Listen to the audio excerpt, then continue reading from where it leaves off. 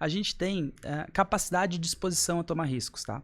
Capacidade é aspecto quantitativo. Então, por exemplo, se eu tenho R$1 milhão, eu vou poder jogar no risco 10% desse valor, então tenho R$100 mil para colocar em risco, né? Digamos assim. Então, a capacidade tem a ver com aspectos quantitativos. Disposição já é diferente, ele tem a ver com aspectos psicológicos. Ou seja, se tu vê o teu investimento ali num pré-Covid, né? Você tem lá R$1 milhão, de repente no mês seguinte você tem 700 mil. Sim. Né? Você não vendeu nada, foi só apenas a marcação, as ações caíram e tal. Como derreteu 300 mil. Exatamente, tu olha ali assim, coloquei 1 milhão, tô com 700 mil. Como que você se comporta diante de uma... E lembre, hoje falando sobre Covid... Começa a ficar correndo, gritando pela casa. Não.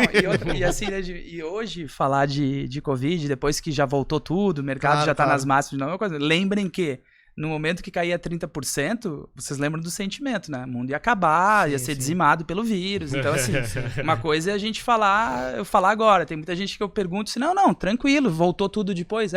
Mas pode ser que não voltasse. Dia tu ligou meio desesperado, né? Então, assim, a disposição ela é uma coisa muito importante, é uma coisa que é difícil a gente medir, né? A gente só vê no dia a dia, conhecendo melhor o cliente se conhecendo como investidor também, né? O investidor se conhecendo a ele próprio, né? Então, nessa história aí, eu comecei a injetar riscos, a gente começou a sugerir outros investimentos para esse cliente e a gente foi ver, toda vez que eu perguntava assim, ela, não, nem vi, subiu, caiu. Falei, então não é tão conservador assim, né? A gente pode ir para outras classes de ativo, né? Já que você é tão tranquilo. Não está se importando tanto, a disposição ao risco ela é um pouco maior. Exatamente. Eu acho que na realidade tem muito relacionado com a ansiedade da liquidez, né? A ansiedade de gastar aquele dinheiro de algum jeito, né? Tem muito relacionado a isso. Tipo assim, se cair, eu preciso gastar, eu não vou conseguir, porque vou ter que esperar subir ou coisa assim. Talvez, tá? Mas aí que eu falo, um processo de planejamento financeiro bem feito, ele já leva em consideração isso aí. Já deveria ter deixado assim, ó, essa aqui é a parte Exatamente. que você tá garantido. Toda essa parte aqui é para você não sacar, é para você deixar paradinho lá. A gente, isso aí é a reserva de emergência, né? Se tu pega, reserva de emergência vai para investimentos ultraconservadores, com liquidez aí no mesmo dia, no dia seguinte, né?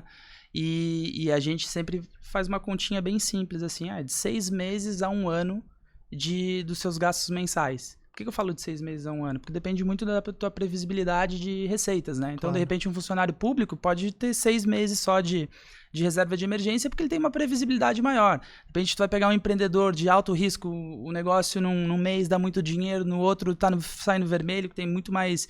É muito mais imprevisível essas entradas de recursos para esse cara. De repente, trabalhar com uma reserva de emergência um pouco maior. Então, assim, até mesmo no Covid, por exemplo, se foi um processo de planejamento bem feito, ele não deveria se preocupar em aspectos quantitativos, né? Sim. Não deveria se preocupar porque já tem a reserva de emergência ali. Então a preocupação ali, quando teve ali o Covid, ali, porque é recente isso aí, né? Acho que vale a pena a gente falar.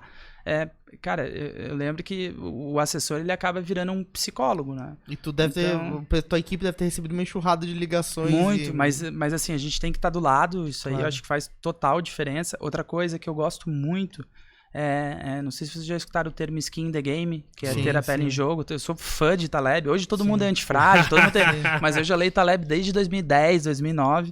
Gosto muito, assim, pra mim é meu autor preferido. Então, por exemplo, assim, eu tenho investimentos, a minha carteira é bem agressiva, assim, né? Invisto muita ação, muita renda variável, criptomoedas, enfim, é bem agressivo. Mas, de qualquer forma, a minha carteira eu acho que chegou a cair no auge 42%, assim, sabe? Realmente me pegou também... Metadinha. Meu coração. Metadinha. Só que daí, aí ficou muito claro o que aconteceu, assim. Eu tinha alguns clientes que ligavam assim, Arthur, tô pensando em vender tudo e ir pra poupança de novo. Aí calma, olha só. Mas que é esse é o segredo pra ficar pobre, né? Daí... Compra na alta e vende na baixa. Exatamente, e acontece muito. Né? Então, assim... É raro, mas acontece tanto. É raro, mas acontece muito. Então, assim, ali vai muito... Aí o trabalho de assessor realmente vai na parte de educar, né? Trabalhar essa disposição, mostrar que, olha, outras crises que aconteceram, é sempre esse sentimento, né? Toda crise, você vai para a crise de 2008, que eu também estava, É sempre a pior crise da história.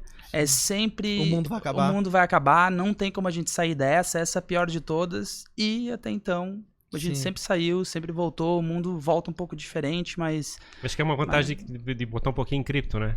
É depois que tu vê que cai 80%, e depois tu vê que volta, e diz assim, muda, tu vai aprendendo a lidar com... A disposição ao risco fica um pouquinho maior, né? Muda... O parâmetro. Exatamente, mudam-se os parâmetros, né?